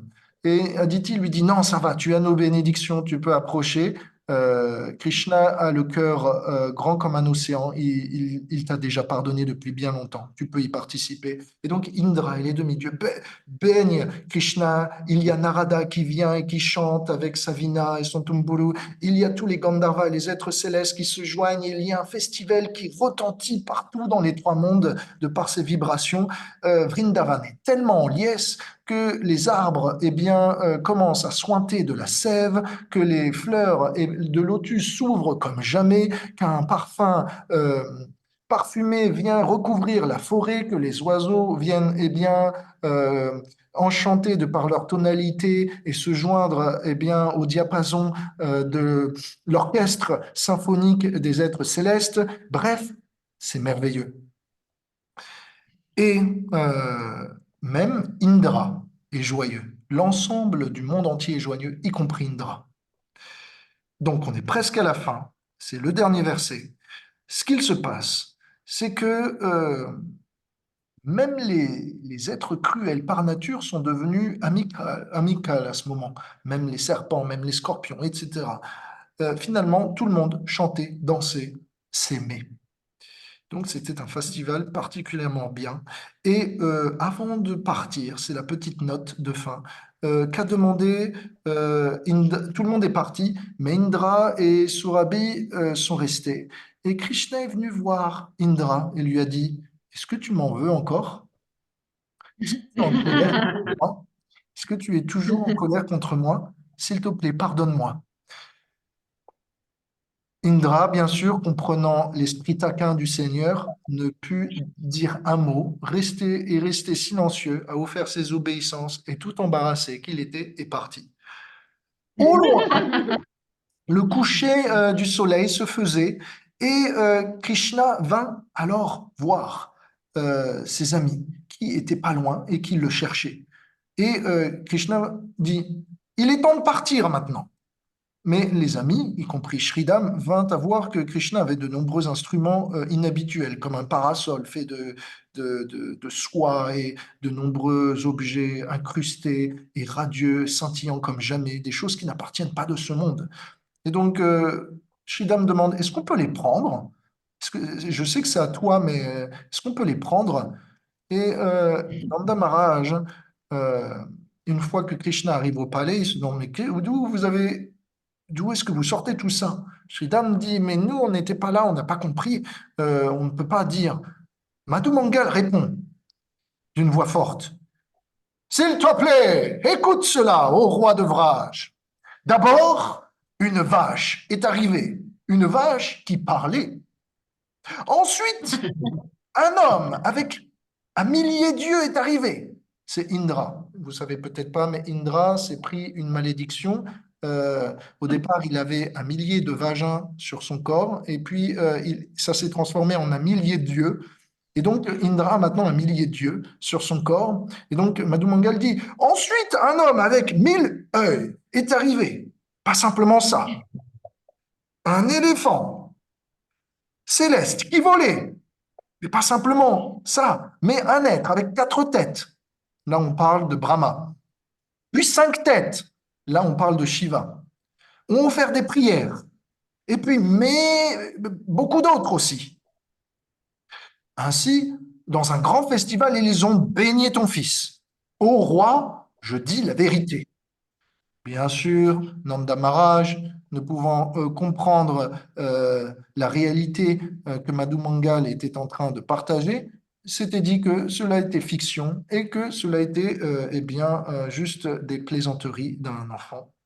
Finalement, le soir, Krishna s'allongea sur la terrasse de son palais et, regardant le ciel, pensa aux gopis, prenant sa flûte, joua de sa flûte et toutes les gopis pensaient que Krishna n'appelle que moi, seulement une. Radharani savait, Krishna nous appelle toutes. Voilà qui conclut cette session d'aujourd'hui. Merci pour votre patience et merci de m'avoir donné ce temps supplémentaire qui était nécessaire. Je vous remercie. Je fais une prière. Puissions-nous aussi vivre des festivals jour après jour en la compagnie de Krishna. Puisse-t-il pardonner nos offenses et toujours eh bien, nous faire prier pour un amour. Et pour ceux et pour nous qui sommes parfois eh bien, troublés devant les plans de Krishna, puissions ne pas être en colère, mais puissions accepter d'être un instrument, quelles que soient les situations. S'il te plaît, Krishna, accepte bien cette prière, entends-nous et exauce. Si vous êtes d'accord avec cette prière, en partie ou en tout, vous pouvez dire Hare Krishna. Hare Krishna. Remets le son. Hare Krishna. Hare Krishna. Je vous souhaite une bonne fin de week-end, beaucoup d'amour et à la semaine prochaine. Merci pour votre sourire, votre présence et votre interactivité. Merci. À vous et à tous Merci les à toi. enfants, amusez-vous bien pour cette semaine et avancez. Et puissiez-vous connaître encore et encore l'intimité de Krishna. Hari Hari! Hare Hare. Hare Krishna. Radhe Radhe!